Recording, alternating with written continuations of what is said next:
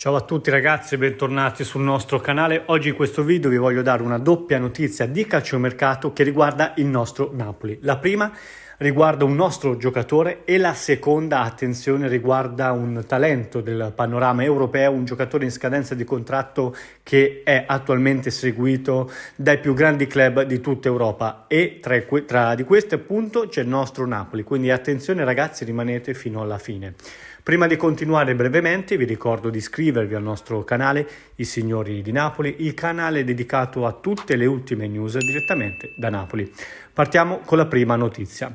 Ebbene sì ragazzi, Raspadori con un gran gol ha riconquistato il cuore dei tifosi napoletani, ma attenzione, in questi giorni si sono intensificati i contatti con la Roma capitanata da Claudio Ranieri, il quale diventerà un dirigente dei giallorossi dalla prossima stagione. Ranieri stravede per Raspadori e lo reputa perfetto da alternare e addirittura da schierare contemporaneamente con il loro centravanti ucraino Dovbyk. La Roma è intenzionata seriamente ad offrire una cifra importante per strappare Raspadori a Napoli già dalla prossima sessione di calciomercato, quella invernale del prossimo gennaio.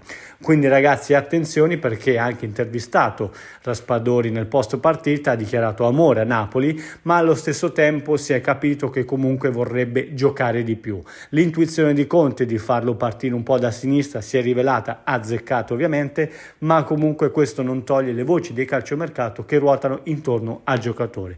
Quindi a questo punto ragazzi intanto fatemi sapere nei commenti cosa ne pensate di Raspadori, se secondo voi dovrebbe restare oppure no. Seconda notizia di calciomercato, e attenzione alla fine vi lascio anche un bonus a fine video, è quella relativa a Jonathan David, giocatore del Lille in scadenza di contratto, un attaccante formidabile che è libero appunto di firmare a zero per un'altra squadra. Il Lille sta cercando in tutti i modi di fargli rinnovare il proprio contratto, ma Jonathan David sta temporeggiando. Su di lui ci sono i maggiori club della Premier League, ma in queste ore è uscita un'indiscrezione nella quale abbiamo raccolto, diciamo, che l'entourage e il giocatore stesso preferirebbero un suo trasferimento in Italia. Cosa vuol dire? In questo momento c'è l'Inter davanti, ma attenzione a Mann e De Laurentiis che stanno cercando di superare la concorrenza di Marotta, sempre molto attento ai parametri zero. Questo perché? Perché Jonathan David è ritenuto ottimo, diciamo, per il gioco di Antonio Conte, e lo stesso Conte lo vorrebbe schierare appunto come attaccante prima punta a partire dalla prossima stagione, quindi è ritenuto un ottimo giocatore sul quale affidare tutto il peso offensivo del nostro Napoli. Attenzione, le coste sono elevate soprattutto perché il giocatore vuole un ingaggio molto alto simile Lukaku, ma allo stesso tempo vuole un bonus molto ma molto corposo da firma.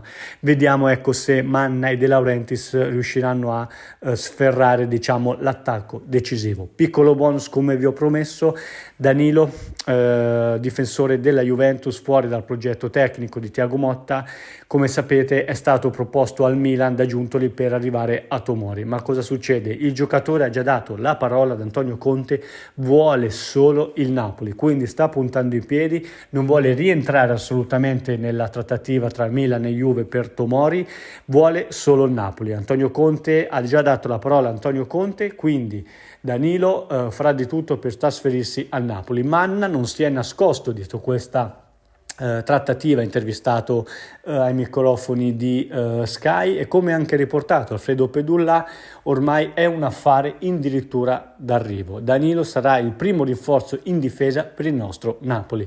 A questo punto ragazzi fatemi sapere cosa ne pensate di Raspadori, Jonathan David e Danilo, se secondo voi sarebbero rinforzi adatti al nostro Napoli.